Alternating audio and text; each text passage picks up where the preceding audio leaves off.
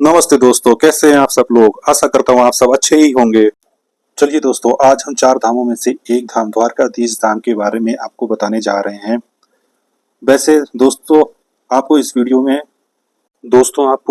में द्वारकाधीश कैसे जाएं, कहाँ रुकें और भोजन की क्या व्यवस्था है, और आपको द्वारकाधीश मंदिर के साथ साथ कहाँ-कहाँ घूमना है, और एंड में और आखिर में जानेंगे कि कुल कितना खर्चा होगा और कितने दिन का टूर प्लान करें। तो वीडियो में आप एंड तक बने रहें और एक-एक करके आपको सारी जानकारी मिलेगी वीडियो में। तो सबसे पहले जानते हैं द्वारका कैसे पहुंचा जाए। द्वारका में आने के लिए 3 मार्ग हैं। पहला मार्ग कि आप बाय रोड आ सकते हैं। दूसरा मार्ग दोस्तों कि बाय आप रेल आ सकते हैं, और तीसरा मार्ग दोस्तों आप बाय एयर पहुंच सकते हैं द्वारका में। तो चलिए दोस्तों, पहला मार्ग रेल मार्ग, जिसके द्वारा आप द्वारका पहुंच सकते हैं। आप जिस भी शहर से आपके शहर से अगर द्वारका के लिए डायरेक्ट ट्रेन है तो आप द्वारका पहुंच सकते हैं। अगर दोस्तों आपके शहर से द्वारका के लिए डायरेक्ट ट्रेन नहीं है तो आप राजकोट जंक्शन आ सकते हैं, और राजकोट जंक्शन से आप द्वारका रेलवे स्टेशन पहुंच सकते हैं। इसके लिए आपको बहुत सारी ट्रेन राजकोट से मिल जाएंगी। अगर दोस्तों सबसे बड़े रेलवे स्टेशन की बात करें तो वो है अहमदाबाद रेलवे जंक्शन। तो दोस्तों आप जिस भी शहर से हैं आपको अहमदाबाद रेलवे जंक्शन के तो आप जिस भी शहर से हैं आपको अहमदाबाद पहुंचकर अहमदाबाद रेलवे जंक्शन से आपको द्वारका रेलवे स्टेशन के लिए बहुत सारी डायरेक्ट ट्रेनें मिल जाएंगी। दूसरा साधन की बात करें दोस्तों तो वो है बाय रोड। अगर आप जिस भी शहर से आ रहे हैं तो आपको अहमदाबाद पहुंचना है। अहमदाबाद से आपको डायरेक्ट द्वारका के लिए बस मिल जाएगी कि आपको द्वारका पहुंचा देगी। तो तीसरे साधन की बात करें तो वो है बाय एयर। आप बाय एयर भी आ सकते हैं। द्वारका का सबसे नियरेस्ट एयरपोर्ट पोरबंदर एयरपोर्ट है। आप पोरबंदर एयरपोर्ट पहुंचकर यहाँ से आप द्वारका के लिए बस पकड़ सकते हैं, जिसकी कुल दूरी 100 किलोमीटर के आसपास होती है। तो दोस्तों ये था कि आप द्वारका कैसे पहुंचे हैं। तो दोस्तों द्वारका हम पहुंच चुके हैं। अब बात करते हैं द्वारका में कहाँ रुके हैं। दोस्तों मंदिर परिसर के आसपास बहुत सारी आपको धर्मशालाएं मिल जाएंगी, जिसका किराया 500 रुपए से लेकर 700 रुपए के बीच में हो सकता है। तो आप यहाँ भी रुक सकते हैं। और द्वारकाधीश ट्रस्ट की तरफ से भी बहुत सारे ट्रस्ट चलाए जाते हैं, तो आप वहाँ भी जाके आसपास में इंक्वायरी कर सकते हैं। मंदिर ट्रस्ट की तरफ से भी धर्मशालाएं, गेस्ट हाउस वगैरह बहुत सारे अवेलेबल होते हैं, तो आप वहाँ भी जाके रुक सकते हैं, जिसका किराया 800 से लेके 1000 के बीच में रहेगा।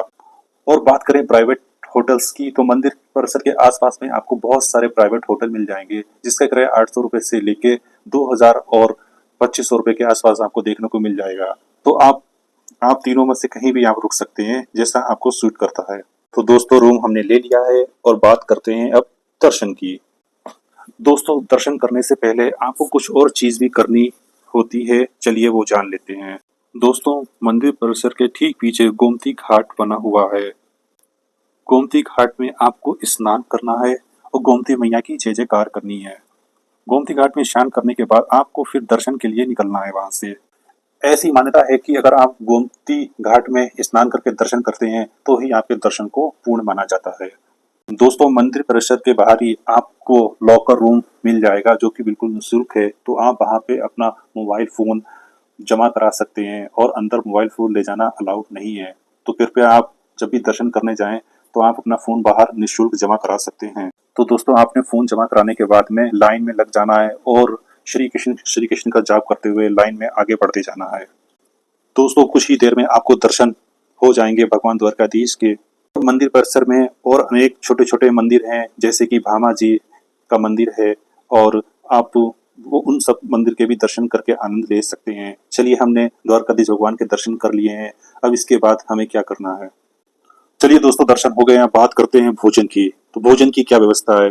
तो दोस्तों द्वारका ट्रस्ट की तरफ से निःशुल्क भोजन की व्यवस्था कराई जाती है, जिसका चार्ज 30 रुपए से लेके 50 रुपए तक आपको देखने को मिल जाएगा। और मंदिर परिसर के आसपास में बहुत सारी खाने पीने की दुकानें हैं, जहां आप अपने मन का पंजाबी गुजराती खाना खा सकते हैं। दोस्तों बात करें आरती की, तो अगर आप आरती में सम्मिलित होना चाहते हैं तो उसके लिए आपको मंदिर परिसर में सुबह के टाइम पे 6 बजे से पहले पहुंचना होगा, और शाम की बात करें तो 6:30 पे आपको मंदिर में पहुंचना होगा और आप आरती में सम्मिलित हो सकते हैं। चलिए आरती हमारी हो चुकी है, और आगे की यात्रा के बारे में आपको बताते हैं कि और कौन कौन सी जगह पे आप घूम सकते हैं। तो चलिए दोस्तों सबसे पहले स्थान की बात करें तो वो है पंच नंदा तीर्थ, जो कि मंदिर परिसर के ठीक पीछे गोमती घाट है। गोमती घाट पर एक ब्रिज बना हुआ है जिसका नाम सुदामा सेतु है और ये एक केबल ब्रिज है। इसका इसके माध्यम से आप गोमती घाट के दूसरे पार आप जा सकते हैं, जिसका किराया लगभग 20 रुपए के आसपास होगा। तो आप ये केबल ब्रिज पार करके गोमती नदी के दूसरे पार जा सकते हैं। यहाँ पर सबसे पहले 5 कुंडों के जल का आप दर्शन करेंगे। हर कुंड में अलग अलग पानी का टेस्ट होगा और हर पानी का टेस्ट मीठा होगा। कहा जाता है कि ये 5 कुंड 5 पांडवों ने ही बनवाए थे।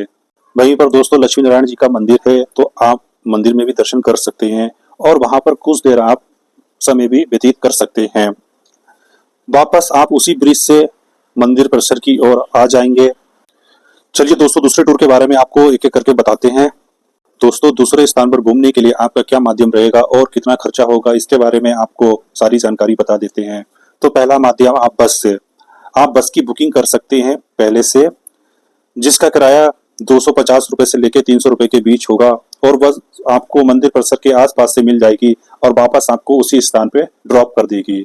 दूसरी बात करें तो प्राइवेट व्हीकल, आप ऑटो या टैक्सी बुक कर सकते हैं, जिसका किराया 800 रुपए से लेके 1200 रुपए के बीच में रहेगा। तो आप टैक्सी या ऑटो भी बुक कर सकते हैं, आप उससे भी आसपास के सारे स्थानों को आप घूम सकते हैं। वैसे देखा जाए तो बस एक लिमिटेड टाइम देती है, लेकिन आप ऑटो से अगर जाएंगे तो आपकी मर्जी के अकॉर्डिंग आप जिस स्थान पे जितनी देर रुकना चाहते हैं उस स्थान पे आप उतनी देर तक रुक सकते हैं और वहां के स्थान के दर्शन आप कर सकते हैं। तो चलिए दोस्तों, टाइम ना खराब करते हुए निकलते हैं अपनी दूसरी यात्रा की ओर और बताते हैं कि आपको सबसे पहले कहाँ जाना है। तो हमारी सबसे पहले यात्रा रहेगी गोपी तालाब। गोपी तालाब में भगवान कृष्ण ने गोपियों के साथ रास किया था, तो सबसे पहले आप गोपी तालाब के दर्शन करेंगे। इस तालाब में दोस्तों आप स्नान भी कर सकते हैं और वहां पर गोपी चंदन मिलता है, तो कृपया आप वो गोपी चंदन जरूर अपने घर पे लेके आएं। दोस्तों, गोपी तालाब के पास ही आपको नागेश्वर ज्योतिर्लिंग के दर्शन करने को मिल जाएंगे, तो वहां पे आप शिव जी का नाम लेते हुए नागेश्वर ज्योतिर्लिंग के दर्शन भी कर सकते हैं। दोस्तों, तीसरे स्थान की बात करें तो रुक्मिणी जी का मंदिर। आप रुक्मिणी जी के मंदिर में जाकर वहां पे रुक्मिणी जी के दर्शन कर सकते हैं और वहां पे एक कुंड है जिसमें बहुत मीठा पानी आता है, तो आप उस पानी का भी आनंद ले सकते हैं। दोस्तों, चौथे स्थान की बात करें तो वो है भेड़ द्वारका। भेड़ द्वारका टेम्पल द्वारकाधीश टेम्पल से 30 किलोमीटर दूरी पर स्थित है, तो आप यहाँ जरूर जाएं। आपको यहाँ पहुंचने के लिए 2 सुविधाएं मिल जाएंगी। पहला, अभी अभी मोदी जी ने एक केबल ब्रिज का उद्घाटन किया है, तो आप उस ब्रिज को पार करके भी आप टेम्पल की ओर जा सकते हैं। दूसरा बोट के द्वारा भी आप जा सकते हैं, जिसका किराया 20 रुपए के आसपास रहेगा। दोस्तों, इस स्थान की बात करें तो यहाँ सुदामा जी ने श्री कृष्ण भगवान से पहली बार मुलाकात की थी, इसलिए इसे भेड़ द्वारका के नाम से जाना जाता है। सुदामा जी भगवान कृष्ण के लिए तंदूर जो कि चावल लेके आए थे, तो ऐसी मान्यता है कि अगर कोई भक्त यहाँ पर चावल का दान करता है तो उसके घर में कभी भी खाने पीने की कमी नहीं होती है और घर में धन संपदा बनी रहती है। तो कृपया आप जब भी भेड़ द्वारका जाएं तो हो सके तो अपने घर से ही थोड़े से चावल लेकर जाएं और चावल का दान जरूर वहां करें। दोस्तों, अब आप ब्रिज को पार करते हुए भेड़ द्वारका टेम्पल की ओर जाएंगे और वहां पे दर्शन करेंगे लाइन में लग के। वहां पर निःशुल्क भोजन की भी सुविधा है, तो आप लाइन में लग के निःशुल्क भोजन का भी आनंद उठा सकते हैं। और पास में ही दोस्तों सोने की द्वारका भी है, तो आप चाहें तो वहां भी जाकर आप उसके दर्शन कर सकते हैं। तो ये दोस्तों रहे सारे स्थानों की बात। और अब बात करेंगे कि आपको कितने दिन की टूर प्लान करनी चाहिए और कुल खर्चा कितना होगा। तो दोस्तों, बात करें आप 2 दिन के लिए टूर प्लान करें, 2 दिन बहुत होंगे। 2 दिन के टूर प्लान में आप द्वारका टेम्पल के दर्शन कर लेंगे और पंचनंदा तीर्थ धाम के दर्शन हो जाएंगे, आपको सुदामा सेतु के दर्शन हो जाएंगे, आपको भेड़ द्वारका के दर्शन हो जाएंगे, आपको रुक्मिणी जी के मंदिर के दर्शन हो जाएंगे, नागेश्वर ज्योतिर्लिंग के दर्शन हो जाएंगे। बात करते हैं कि कुल कितना खर्चा होगा। तो इन सारे स्थानों को घूमने के लिए आपको 1500 से 2000 रुपए के बीच में कुल खर्चा होगा। यहाँ पे हमने किसी भी तरीके का ट्रेन का किराया नहीं इंक्लूड किया है, ना ही आपके होटल का किराया इंक्लूड किया है। दोस्तों, अगर हमारी ये जानकारी आपको अच्छी लगी हो तो प्लीज हमारे वीडियो को लाइक करें, शेयर करें, सब्सक्राइब करें। ऐसी ही तीर्थ धामों से जुड़ी वीडियो हम आपके लिए लाते रहेंगे, तो प्लीज अपना सपोर्ट बनाए रखें। नमस्कार।